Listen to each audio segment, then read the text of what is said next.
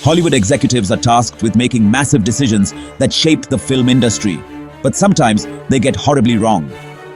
Whether it's turning down billion-dollar franchises, firing key actors, or rejecting movies that went on to become classics, these blunders ended up costing studios millions or even billions of dollars. Here are 10 of the biggest Hollywood mistakes that completely backfired. 10. Warner Brothers letting The Lord of the Rings go to another studio. In the 1990s, Warner Brothers owned the rights to J.R.R. Tolkien's The Lord of the Rings and was approached by filmmaker Peter Jackson, who wanted to make a trilogy. However, Warner Brothers executives didn't believe the films would be profitable, dismissing the idea as too risky and expensive. Instead, they let the project go to New Line Cinema, a much smaller studio at the time. This turned out to be one of the biggest mistakes in Hollywood history. The Lord of the Rings trilogy went on to gross nearly $3 billion worldwide, winning 17 Academy Awards, including Best Picture for The Return of the King.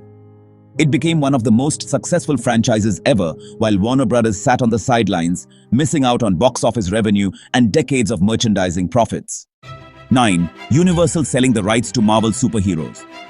In the 1990s, Marvel Comics struggled financially and began selling the movie rights to its characters. Universal Pictures had the chance to buy the rights to nearly all of Marvel's superheroes for just $25 million, including Iron Man, Thor, Black Panther, and Captain America. Instead, Universal passed on the deal, thinking the characters weren't valuable enough to make blockbuster films. Marvel eventually sold Spider-Man to Sony and X-Men to Fox. Disney purchased Marvel Studios for $4 billion in 2009. A move that turned into a $29 billion box office empire with the Marvel Cinematic Universe, or MCU. Universal ended up with only the Hulk, which they barely used. The studio had the chance to dominate the superhero genre, but threw it away, leaving billions on the table. Thus, when James Cameron pitched Avatar to 20th Century Fox in the early 2000s, they agreed to fund the movie, but with one major condition. They refused to buy the full rights, allowing Cameron to retain ownership of the franchise in exchange for reducing his salary. At the time, Fox executives didn't believe Avatar would be a long-term success, so they saw no issue with the deal. Then, Avatar became the highest-grossing movie of all time, making $2.9 billion at the box office. Because Cameron kept the franchise rights, Disney was able to swoop in and make a deal with him, leading to the Pandora-themed expansion at Disney World and multiple upcoming sequels. Fox, meanwhile, lost complete control over what could have been their next big sci-fi franchise, all because they failed to secure the rights up front. In the late 1990s, Warner Brothers had two major projects in development: The Matrix, an ambitious cyberpunk sci-fi film, and Wild Wild West, a big-budget action comedy starring Will Smith. The studio's executives thought The Matrix was too weird and didn't fully understand its appeal, so they gave Wild Wild West a bigger budget and more promotion. The decision completely backfired. Wild Wild West bombed at the box office, earning just $222 million against a $170 million budget, while The Matrix became a cultural phenomenon that revolutionized sci-fi cinema. The franchise went on to make over $1.8 billion, spawning sequels, spin-offs, and a lasting influence on Hollywood. Even Will Smith admitted he deeply regretted turning down the role of Neo in favor of playing a cowboy in one of the biggest flops of his career. In the early 2010s, George Lucas wanted to sell Lucasfilm, the company behind Star Wars and Indiana Jones.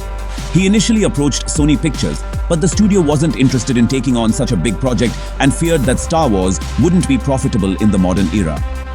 So Lucas turned to Disney, who immediately saw the franchise's potential. In 2012, Disney bought Lucasfilm for $4 billion and turned Star Wars into an even bigger media empire, generating over $10 billion in box office revenue alone, and billions more from toys, TV shows, and theme park attractions.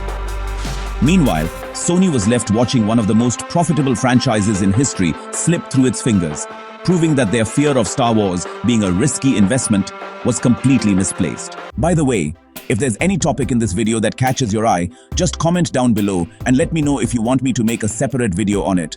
I'd love to hear your thoughts. Before Indiana Jones became one of the biggest adventure franchises of all time, it was a tough sell to Hollywood executives. In the late 1970s, George Lucas and Steven Spielberg were shopping around their idea for Raiders of the Lost Ark, a high-adventure film inspired by 1930s serials. They initially approached Paramount Pictures, one of the biggest studios at the time, but executives were skeptical. They didn't believe adventure movies would appeal to modern audiences, fearing the genre was outdated.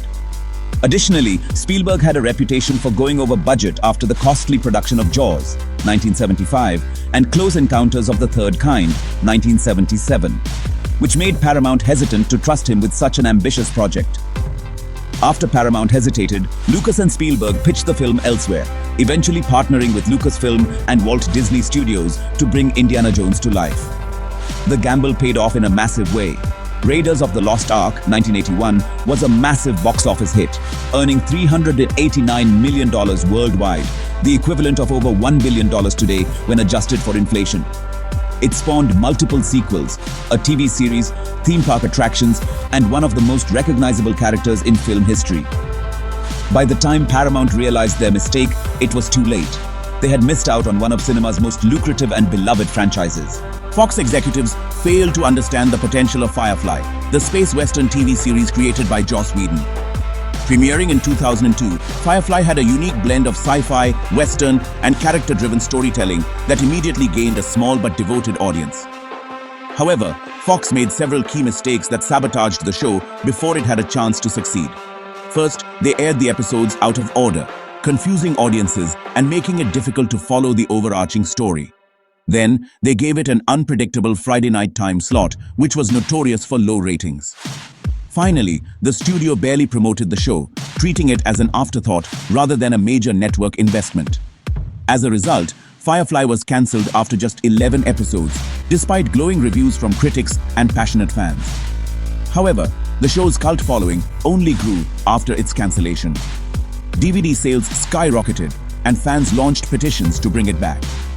In 2005, Universal Pictures greenlit Serenity, a feature-length film that served as a conclusion to the show. While Firefly never got the long-running TV lifespan it deserved, it remains one of the most beloved cancelled shows of all time. Fox's decision to abandon it early is considered one of the worst TV blunders in history. When Quentin Tarantino was developing Pulp Fiction in the early 1990s, he had already proven his talent with Reservoir Dogs, 1992, a low-budget crime film that became a cult hit. Naturally, Tarantino expected that his next project, Pulp Fiction, would attract interest from major studios. He initially pitched it to MGM, but studio executives were turned off by the script's non-linear storytelling, excessive violence, and unconventional dialogue. They believed such an experimental film would never be commercially viable and passed on the opportunity to fund it. Tarantino then took the project to Miramax, which had a reputation for taking risks on bold, independent films.